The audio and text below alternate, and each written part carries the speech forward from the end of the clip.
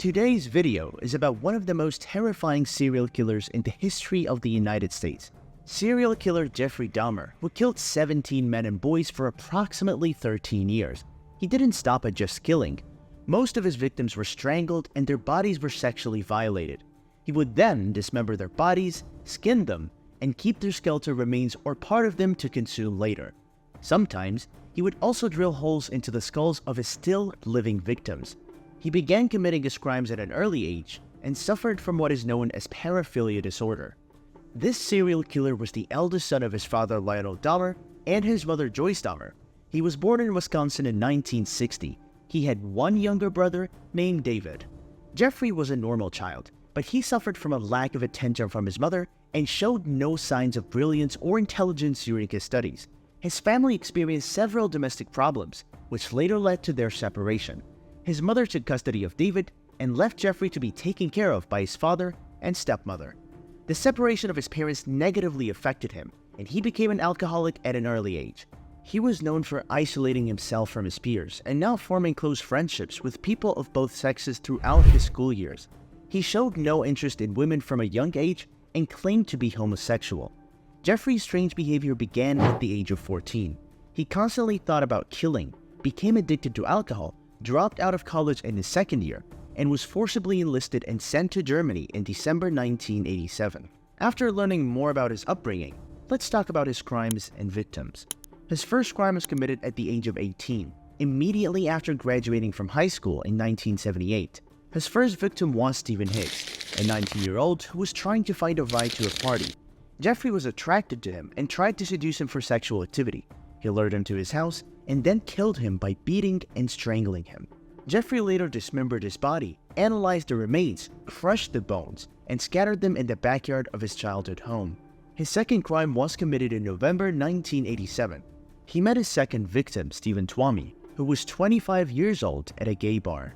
At that time, Jeffrey was living with his grandmother and had not disclosed his homosexuality to her. He used to meet his friends outside the house.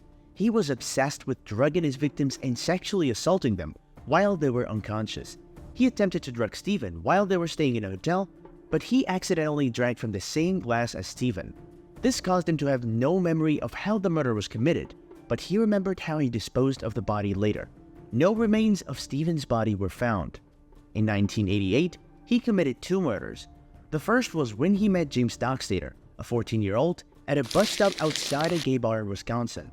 He lured him to go with him, and James, who was a Native American and had escaped from his abusive father, met his death at the hands of Jeffrey just 2 days after running away from home. The second victim that year was a 22-year-old Spanish man named Richard Guerrero. Jeffrey enticed him with money to take nude photos of him and took him to his grandmother's house, where he killed him in the basement. He kept his body in acid for months before disposing of the remains. His fifth crime took place in 1989, and the victim was Anthony Sears, a 24-year-old African-American. He was Jeffrey's first African-American victim and also the last one to be killed in his grandmother's house. After raping and killing him, Jeffrey kept his skull and some of his genitalia. Anthony was the first victim from whom some parts of the body were recovered. Although most of the victims were young people, Jeffrey committed his sixth crime in 1990. The victim this time was Raymond Smith, a 32-year-old young man with dark skin who worked in the field of gay prostitution. He was the first person to be killed in Jeffrey's last apartment in Oxford. In 1990, he met Ernest Marquez at a box store. Ernest was 22 years old and a dance student. Due to his physical strength, Jeffrey could not strangle him to death, so instead, he cut his throat and left him to bleed to death. Unlike his other victims, Jeffrey didn't dispose or dissect Ernest's body. He kept it intact and proceeded to dismember it.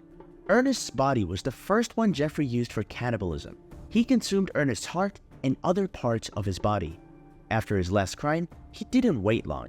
He committed his ninth crime in the same month. He killed David Thomas, a 22-year-old man. Jeffrey seduced and drugged him, but unlike his other victims, he didn't rape, alive or dead, because he didn't find him attractive, according to his statement. So, he decided to dispose of the body after killing him. It seems that Jeffrey couldn't resist his demonic desires for long. He couldn't find relief from killing anymore. He began committing consecutive crimes in the same year, with victims ranging from the 11th to the 17th, all in 1991. In April, he met his 11th victim, Errol Lindsay, who was 19 years old. Jeffrey seduced him into going to his apartment and drugged him. Jeffrey experimented with Errol by drilling a hole in his skull and injecting hydrochloric acid into his brain to create, as he described, a living zombie. The experiment failed, and Jeffrey proceeded to dismember the body, keeping some parts and the skull. In May of the same year, shortly after killing Errol, he met his 12th victim, Anthony Hughes, who was 31 years old, deaf, and mute. Jeffrey lured him to his apartment and killed him by beating and strangling him, leaving his body for 3 days before dismembering it. The most horrifying crime among Jeffrey's crimes was his 13th, which he committed just 4 days after killing Anthony.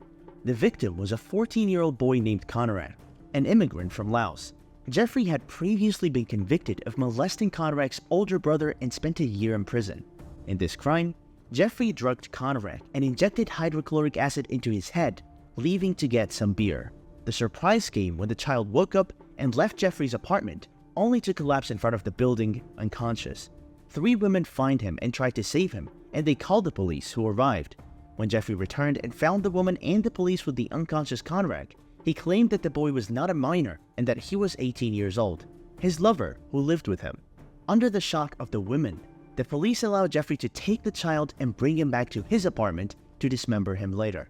Jeffrey committed his 17th and final crime on July 19, 1991. His last victim was Joseph Breithoft, a 25-year-old man from Minnesota who was the father of 3 children. When Jeffrey met him, Joseph was looking for work in Wisconsin, and Jeffrey enticed him with some money in exchange for taking some explicit photos. Jeffrey killed him and left him in his bed for 2 days. On July 22, 1991, Jeffrey encountered 3 gay men and offered to pay one of them $100 to pose for explicit photos.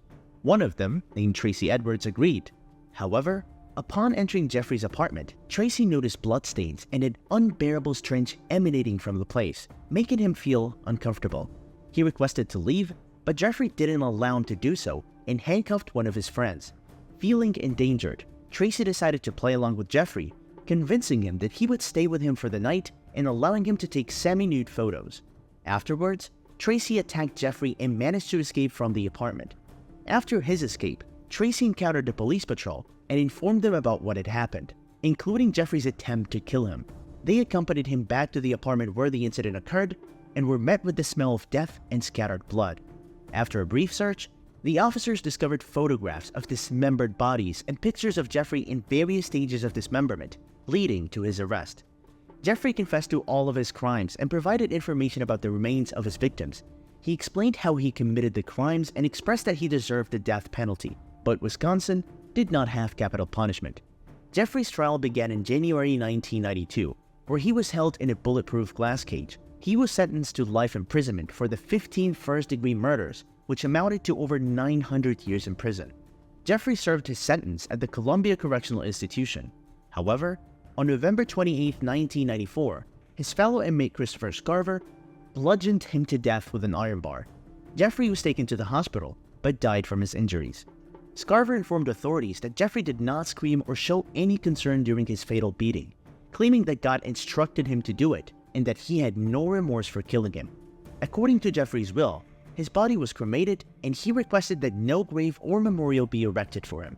And with that, we reach the end of the dark journey of American serial killer Jeffrey Lionel Dahmer, who committed his heinous crimes from 1978 to 1991.